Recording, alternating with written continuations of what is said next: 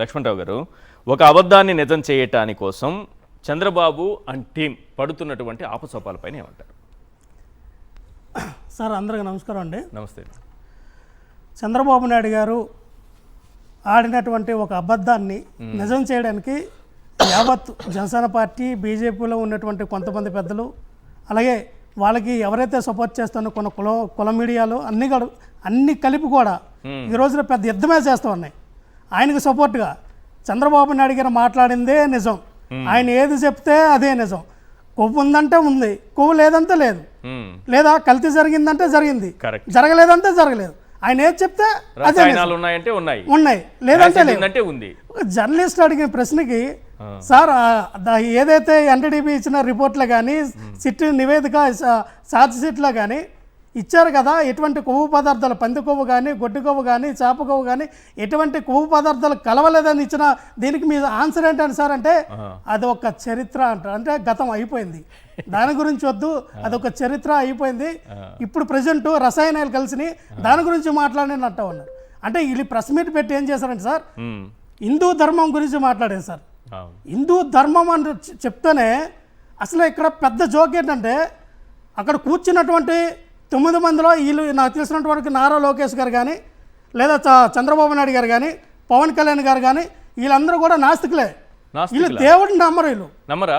Yes, ఖచ్చితంగా చంద్రబాబు నాయుడు గారు కూడా దేవుడు నమ్మరు. మీరు చూడండి, ఎప్పుడైనా పవన్ కళ్యాణ్ గారు వాళ్ళ ఫ్యామిలీలో ఎలాగైతే చిరంజీవి గారు, నాగేంద్ర బాబు గారు అందరూ చెప్పారు, అలాగే ఇప్పుడు పవన్ కళ్యాణ్ గారు ఎలాగైతే చెప్పారో, ఎందుకంటే గతంలో వాళ్ళు చెప్పిన చరిత్రే, దేవుడు లేరు, చిన్నపిల్లలకు చెప్తే అది కన్ఫ్యూజన్ అవుతారు, అందుకే దేవుడు ఉన్నారని మనం ఒక పెద్ద ఆయన చిరంజీవి గారు మాట్లాడారు.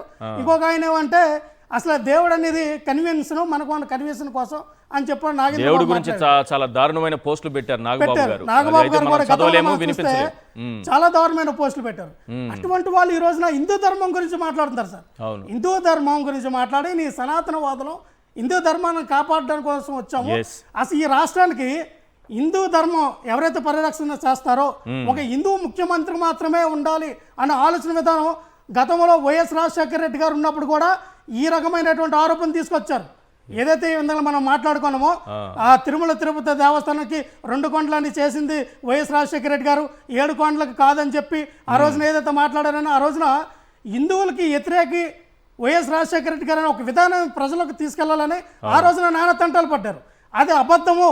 ఆ వైఎస్ రాజశేఖర రెడ్డి గారే 7 కొండలకి జీవో తీసుకొచ్చింది ప్రజలకు అర్థమైంది. అవును. సో అర్థమైన తర్వాత అక్కడ వాళ్ళ ఆడిన అబద్ధం బెడిసికొట్టారు. ప్రజలకు అర్థమైందని అనుకుంటున్నాం, కానీ చాలా వరకు అది ప్రజల్లోకి తీసుకెళ్లడంలో విఫలమైనట్టుగా కనిపిస్తోంది. వైఎస్ఆర్సీపీ కానీ, అంతకుముందు ఉన్నటువంటి కాంగ్రెస్ నాయకులు కానీ చెప్పలేకపోయారేమో. నిజానికి ఇదే అబద్ధాన్ని ఇన్నేళ్ల తర్వాత కూడా మళ్ళీ చంద్రబాబు నాయుడు గారు, పవన్ కళ్యాణ్ గారు కూర్చొని ధైర్యంగా ఆ దేవుడి గురించి మాట్లాడుతూ ఇంత అబద్ధం చెప్తున్నారంటే ప్రజలు నమ్ముతున్నారు మనల్ని అని కాన్ఫిడెన్స్ ఉంటేనే కదా. అదే సార్, అదే ఈ రోజు కూడా అదే రాజన్న బిడ్డ పైన, జగన్మోహన్ రెడ్డి గారి పైన మళ్ళీ హిందువులకు దూరం చేయాలని పెద్ద మహాకుట్ర ఇది. ఓకే, మహాకుట్ర. అంటే ప్రజల్లో హిందువుల యొక్క భక్తుల యొక్క మనోభావాలని దెబ్బతీసినటువంటి కూటమి ప్రభుత్వం ఒక పక్కన ఆంధ్రప్రదేశ్లో కానీ, తెలంగాణలో కానీ గ్రౌండ్లో ఉన్నటువంటి ప్రజలందరూ కూడా తిడుతూ ఉన్నారు కూటమి ప్రభుత్వాన్ని. అయ్యా, ఆ మహాప్రసాదమైనటువంటి వరప్రసాదాన్ని ఇప్పటికే మీరు హేళన చేశారు, ఇప్పటికే తక్కువ చేశారు. అలాగే ఆ తిరుమల వెంకన్న దేవుని కూడా మీరు ఆయనకున్నటువంటి ఆ చరిత్రను కూడా మీరు తప్పు పట్టేటట్టుగా చేశారు. ఇక్కడి నుంచి మీ రాజకీయాలు ఆపండి అని చెప్పి రాష్ట్ర ప్రజలు, తెలంగాణలో ఉన్నటువంటి ప్రజలు, ఆంధ్రప్రదేశ్లో ఉన్న ప్రజలు కూడా కూటమి ప్రభుత్వాన్ని తిడుతున్నాయి. హైదరాబాద్కి వచ్చారు కదా, స్థానికంగా ఉన్న వాళ్ళతో ఏమన్నా మాట్లాడారా? స్థానికంగా సార్, నేను ఉదయం నుంచి ఇప్పటి వరకు కూడా అనేక టీవీ ఛానళ్ళకి వెళ్ళినప్పుడు, అలాగే ఏదైతే మెట్రోలో నేను కలిసి ప్రజలతో మాట్లాడితే ఇక్కడ ఉన్నటువంటి తెలంగాణ ప్రజలు కూడా ఒకరు ఏమన్నారంటే, చంద్రబాబు నాయుడు గారికి నిజంగానే ఆయన 40 సంవత్సరాల రాజకీయం అంటాడే, ఇటువంటి రాజకీయాలు చేస్తాడేంటి? దేవుడిని అడ్డం పెట్టుకొని, దేవుడి ప్రసాదాన్ని అడ్డం పెట్టుకొని, తిరుమల తిరుపతి దేవస్థానం యొక్క ఉన్నటువంటి ఔన్నత్యాన్ని దెబ్బతీసేలాగా, అంటే ప్రపంచంలో ఉన్నటువంటి హిందూ భక్తులందరూ కూడా మనోభావాలు దెబ్బతీసేలాగా రాజకీయాలు చేస్తారంటే, రాజకీయాలు చేయడానికి ఇంకే కారణాలు లేవా? ఇంకే సబ్జెక్ట్ లేదా? అంటే ఎలాగో వాళ్ళు చెప్పినటువంటి సూపర్ 6 కానీ పథకాలు కానీ వాళ్ళగా అట్టాడికి వెళ్ళిపోయి వెనక్కి వెళ్ళిపోయి ప్రజలు ప్రశ్నిస్తే వీళ్ళు శిక్షలు వేస్తారు, అరెస్టులు చేస్తారు, అక్రమంగా బంధించి రోడ్ల మీద అన్యాయంగా నడిపించి తీసుకెళ్తారని అర్థమైపోయింది. అందుకే ఈ రోజున ఈ యొక్క టాపిక్తో మరొక 6 నెలలు గడిపేద్దామనే వాళ్ళ ఉద్దేశంతో ఈ విధానాన్ని తీసుకెళ్తున్నారని తెలంగాణలో ప్రజలు, ఆంధ్రప్రదేశ్లో ప్రజలు కూడా చంద్రబాబు నాయుడు గారిని, పవన్ కళ్యాణ్ గారిని, నారా లోకేష్ గారిని అయ్యా నిజంగానే మీరు హిందువులని అనుకుంటే ఇటువంటి భావాన్ని మీరు తీసుకెళ్ళకండి. Yes. ఎందుకంటే సార్ మనం చూసాం రైట్ హిందూ ధర్మ పరిస్థితి ఇవి ఉన్నాయి, హిందూ సంఘాలు ఉన్నాయి, వాళ్ళందరూ కూడా ఆర్ఎస్ఎస్ ఉన్నారు, అలాగే అమిత్ షా గారు ఉన్నారు, మోడీ గారు కానీ. సార్ వీళ్ళందరూ ఎందుకు స్పందించలేదంటే రైట్ క్రిస్టల్ క్లియర్గా అర్థమవుతా ఉంది చంద్రబాబు నాయుడు గారు ఒక డ్రామా ప్లే చేస్తూ ఉన్నారు. Yes. ఆయన చేసిన డ్రామాకి ఆయన బలైపోయాడు. ఆ బలైపోయిన విధానాన్ని పవన్ కళ్యాణ్ గారు కొడుతూ ఈ రోజున ప్రెస్ మీట్ పెట్టారు 9 మంది.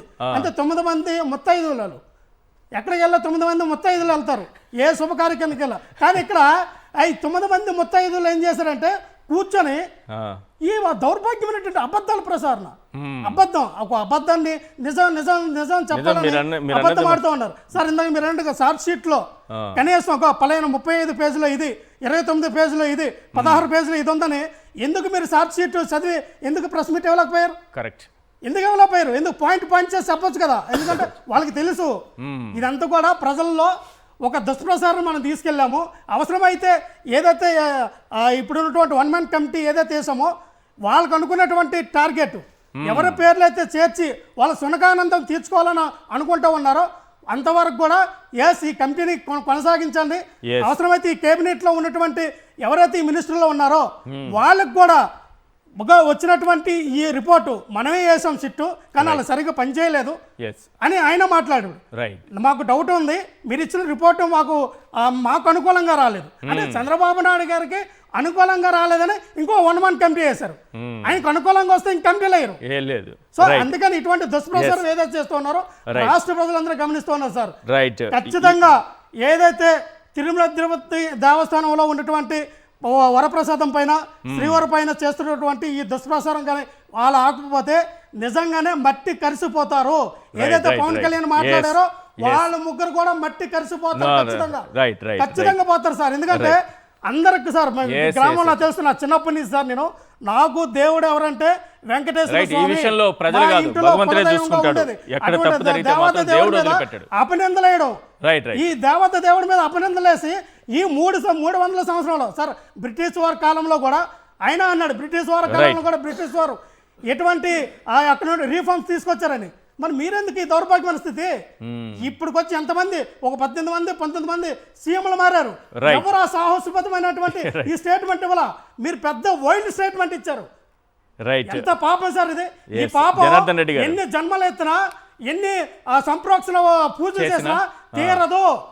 నారా లోకేష్ కానీ, నారా లోకేష్ అబ్బాయి దేవన్స్ కానీ, వాళ్ళకి పుట్టిన పిల్లలు కానీ ఎన్ని పూజలు చేసినా, ఎన్ని యోగాలు చేసినా వాళ్ళు చేసిన పాపం వెంటాడుతూనే ఉంటుంది. వాళ్ళ కుటుంబాలకి, పవన్ కళ్యాణ్ గారి కుటుంబానికి కానీ వాళ్ళ కుటుంబాలకు కానీ ఖచ్చితంగా వెంటాడుతాయి. ప్లీజ్